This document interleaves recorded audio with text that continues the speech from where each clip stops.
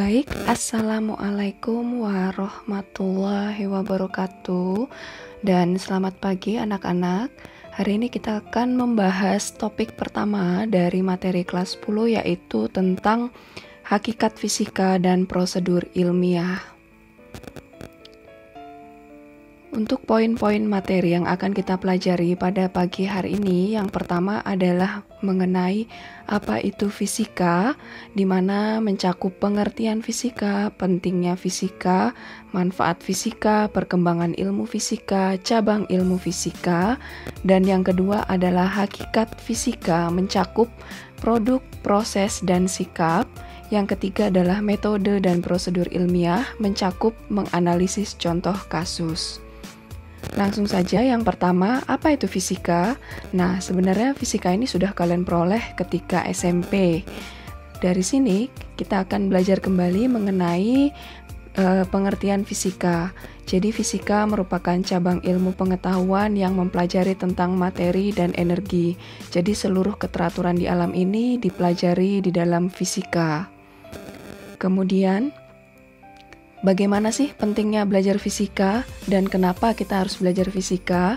Jadi sebenarnya fisika ini merupakan ilmu yang mendasari berbagai macam bidang seperti halnya rekayasa dan juga teknologi, yang mana dari penerapan-penerapan ini disebut sebagai fisika terapan.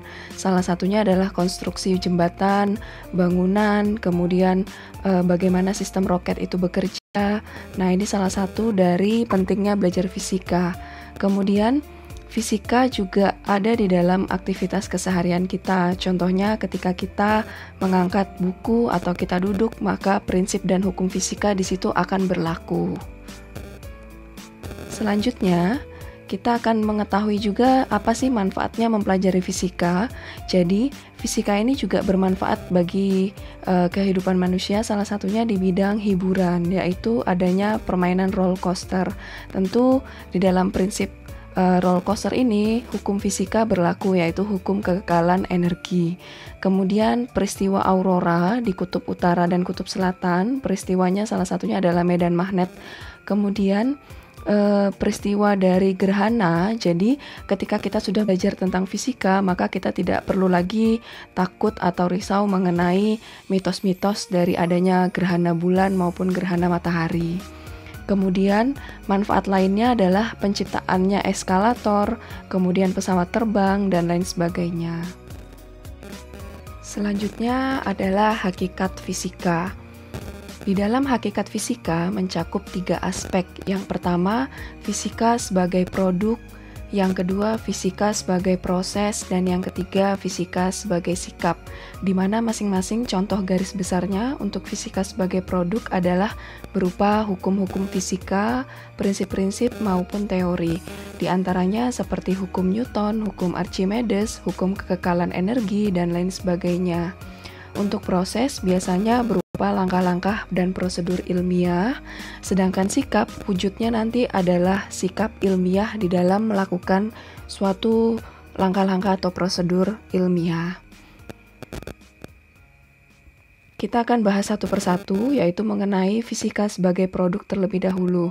Maksudnya adalah fisika merupakan kumpulan pengetahuan yang mempelajari kejadian-kejadian di alam atau lingkungan, yang mana kejadian ini ditangkap oleh indera manusia. Semua jenis produk dihasilkan oleh ilmuwan melalui suatu rangkaian prosedur ilmiah, dan produk fisika biasanya berupa fakta, konsep, prinsip, hukum, rumus, teori, serta model fisika. Selanjutnya adalah fisika sebagai proses. Yang dimaksud fisika sebagai proses di sini adalah tata cara atau apa saja langkah-langkah yang dilakukan untuk menghasilkan suatu produk fisika, yaitu prosesnya berupa metode ilmiah. Nah, prosedur-prosedur langkah yang perlu dilakukan, yang pertama adalah observasi, kemudian perumusan masalah, kemudian menyusun hipotesis, yang keempat adalah menguji hipotesis, yang kelima melakukan analisis data, dan yang keenam adalah membuat kesimpulan. Hakikat fisika yang ketiga adalah fisika sebagai sikap. Tentunya di dalam melakukan suatu kegiatan ilmiah seorang peneliti atau ilmuwan atau bahkan kita perlu menerapkan yang namanya sikap ilmiah. Di antaranya berupa rasa ingin tahu yang tinggi, kritis, objektif, tekun dan pantang menyerah, terbuka atau mau menerima pendapat dari siapapun, kemudian bertanggung jawab, dan yang terakhir adalah punya sikap jujur. Berikutnya kita akan membahas mengenai perkembangan ilmu fisika, di mana perkembangan ilmu fisika ini dirangkum menjadi 4 periode. Yang pertama, periode pertama berlangsung sekitar 599 sebelum Masehi sampai tahun 1550 sebelum Masehi, di mana beberapa ilmuwan terkemuka yaitu Demokritus, Aristoteles, Archimedes, Eratosthenes, Ptolemeus, dan Kopernikus banyak mengembangkan beberapa teori fisika, di antaranya adalah teori atom, kemudian teori pergerakan benda-benda langit, kemudian penemuan kalender, kemudian penemuan hukum Archimedes, kemudian tentang matahari sebagai pusat tata surya. Itu semua dibahas di dalam periode pertama. Selanjutnya memasuki periode kedua, perkembangan fisika mulai bertambah dengan munculnya ilmuwan terkemuka seperti Johannes Kepler, Galileo, dan Newton, di mana di sini banyak menemukan hukum-hukum Newton, kemudian mengamati peristiwa astronomi oleh Galileo menggunakan teleskop, kemudian Johannes Kepler meneliti mengenai keteraturan gerakan planet. Kemudian memasuki periode ketiga, yaitu di tahun 1800 sampai 1890 sebelum Masehi, ilmuwan terkemukanya adalah Ohm, Faraday, dan Maxwell. Nah, di dalam periode ketiga ini, berbagai macam teori tentang gelombang, listrik, dan magnet mulai berkembang pesat. Memasuki periode keempat, nah, periode keempat ini biasanya disebut sebagai periode fisika modern, di mana beberapa ilmuwan seperti Einstein, Planck, Bohr, dan Hawking banyak menemukan teori-teori baru terkait relativitas oleh Einstein, kemudian teori atom, kemudian teori percobaan nuklir, kemudian teori lubang hitam oleh Hawking. Hingga sekarang, ini menjadi teori yang mendasar di dalam fisika modern. Selanjutnya, apa sih tujuan kita belajar ilmu fisika? Jadi beberapa ringkasan mengenai tujuan kita belajar fisika. Yang pertama adalah akan membentuk kesadaran tentang keteraturan dan keindahan alam semesta ciptaan Tuhan Yang Maha Esa. Jadi dengan adanya kita belajar ilmu fisika, maka kita semakin dekat dengan apa yang telah Tuhan ciptakan, yaitu keteraturan di seluruh alam semesta ini. Kemudian tujuan yang kedua akan terbentuk sikap-sikap ilmiah seperti tadi, yaitu sikap jujur, objektif, kemudian terbuka, rasa ingin tahu, dan kritis.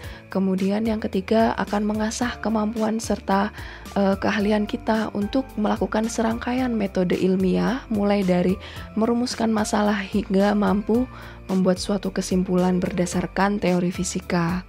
Yang keempat adalah mampu juga mengembangkan nalar serta daya analisis dan daya berpikir kita. Kemudian yang kelima, tujuan kita belajar ilmu fisika adalah mampu mengaplikasikan prinsip fisika di dalam kehidupan sehari-hari.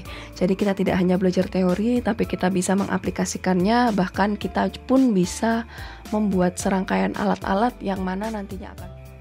Berikutnya kita akan membahas mengenai cabang-cabang ilmu fisika, di mana ilmu fisika terbagi menjadi beberapa cabang ilmu, yaitu mekanika, kemudian fisika kuantum, fisika fluida, fisika magnet dan listrik, fisika panas atau termodinamika, fisika optik, fisika astronomi, geofisika, dan fisika medis.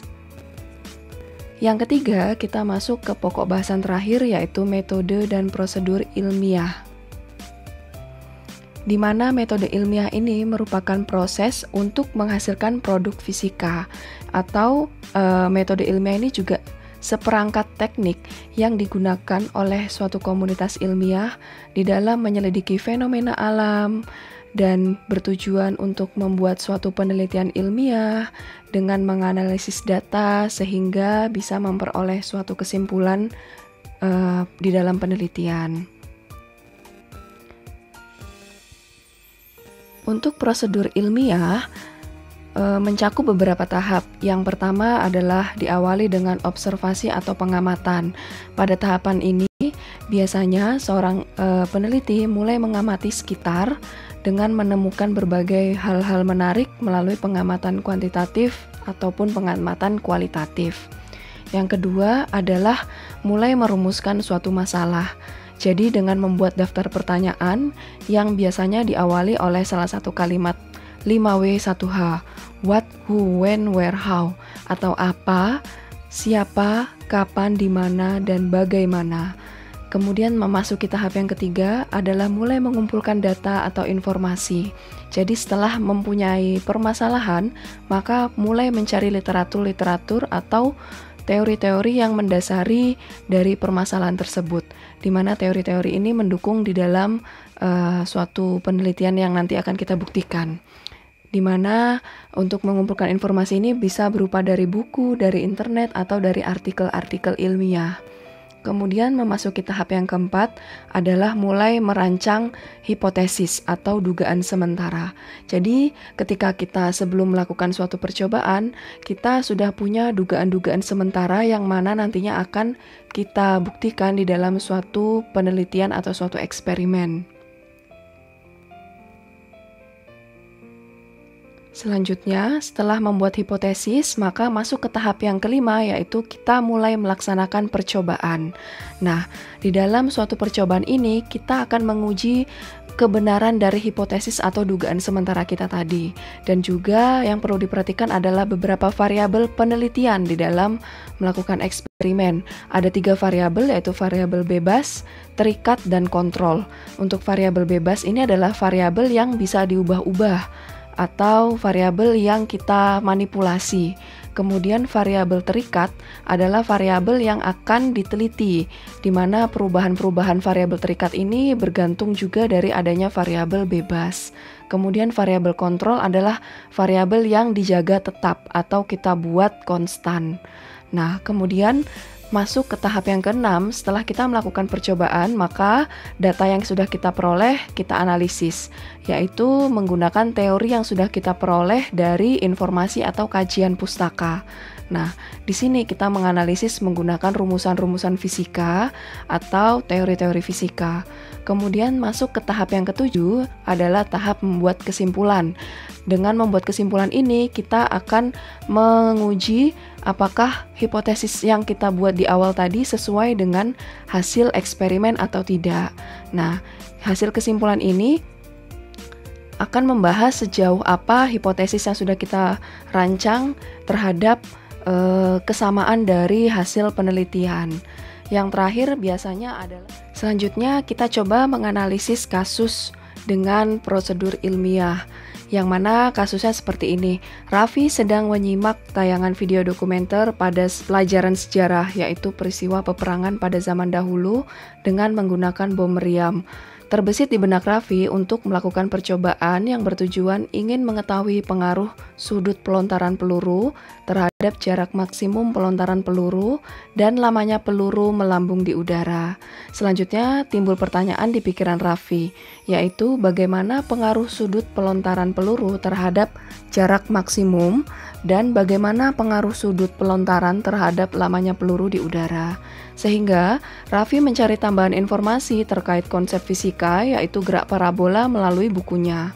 Kemudian Raffi berasumsi bahwa sudut pelontaran akan mempengaruhi variabel yang diteliti, yaitu jarak maksimum dan lamanya peluru di udara dengan catatan kecepatan awal dianggap konstan.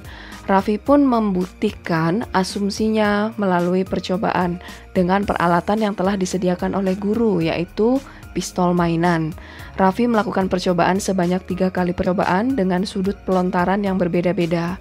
Selanjutnya, Raffi menganalisis data percobaan dengan membuat grafik hubungan antara variasi sudut yang dilakukan terhadap besarnya jarak maksimum dan pengaruh sudut terhadap lamanya peluru di udara. Ternyata, hasil analisis data menunjukkan kesesuaian dengan dugaan Raffi yang telah diajukan di awal. Akhirnya, Raffi menarik sebuah kesimpulan bahwa memang ada pengaruh sudut pelontaran peluru terhadap jarak tempuh maksimum peluru dan lamanya peluru saat melambung di udara. Jadi ini adalah contoh kasus peristiwa pelontaran meriam yang mana semakin diubah sudut pelontaran akan berpengaruh terhadap jauhnya lontaran peluru dan lamanya peluru tersebut di udara. Intinya seperti itu. Sekarang kita coba analisis masing-masing konteks terhadap prosedur ilmiah.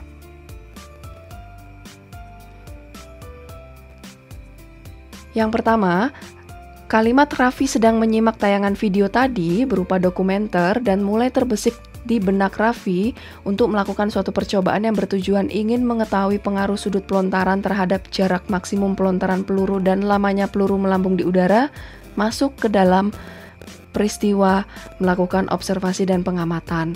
Jadi dari awal Raffi mulai mengamati dari peristiwa video dokumenter.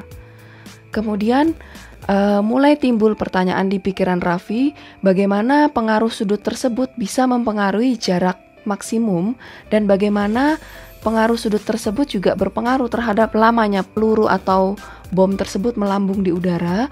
Ini masuk ke dalam konteks perumusan masalah. Dan yang ketiga, Raffi mulai mencari tambahan informasi terkait konsep fisika, yaitu kaitannya dengan peristiwa gerak parabola di dalam buku fisikanya. Ini masuk ke dalam konsep prosedur ilmiah yang ketiga, yaitu mengumpulkan data informasi.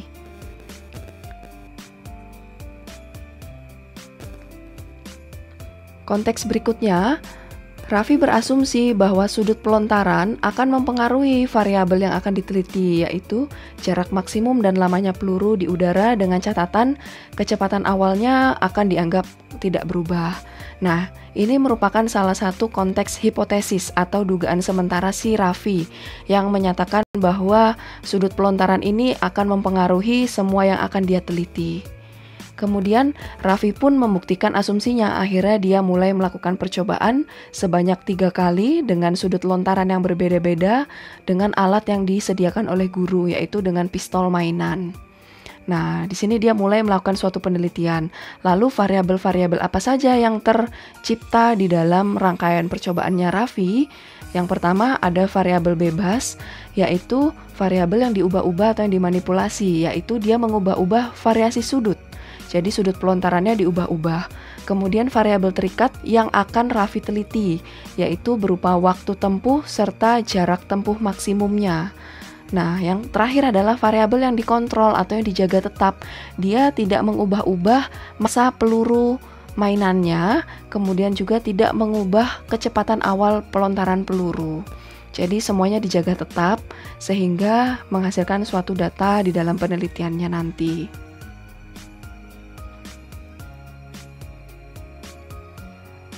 Kalimat berikutnya, Raffi mulai menganalisis data percobaan melalui pembuatan grafik. Nah, ketika dia sudah menganalisis data, ini masuk ke dalam tahapan analisis data. Dia mulai menghitung, mulai mencocokkan dengan konsep dan teori yang sudah ia peroleh berdasarkan data-data yang diperoleh di dalam percobaan. Ternyata hasil data yang dia peroleh dan dia analisis sesuai dengan dugaan Raffi pada hipotesis awal. Jadi kesimpulannya sesuai. Nah, cara membuat kesimpulan harus sama seperti ketika dia membuat pernyataan di dalam hipotesis. Artinya kesimpulan ini adalah menjawab hipotesis yang Raffi ajukan. Jadi kesimpulannya adalah variasi sudut lontaran memang berpengaruh terhadap jarak maksimum pelontaran peluru. Kemudian kesimpulan yang kedua, variasi sudut juga berpengaruh terhadap lamanya peluru melambung di udara. Makanya ketika ada peperangan, sudut lontaran dari suatu meriam itu sangat mempengaruhi target atau sasaran ketika bom meriam tersebut akan dijatuhkan. Oke, sampai sini pembelajaran kita mengenai hakikat fisika dan metode serta prosedur.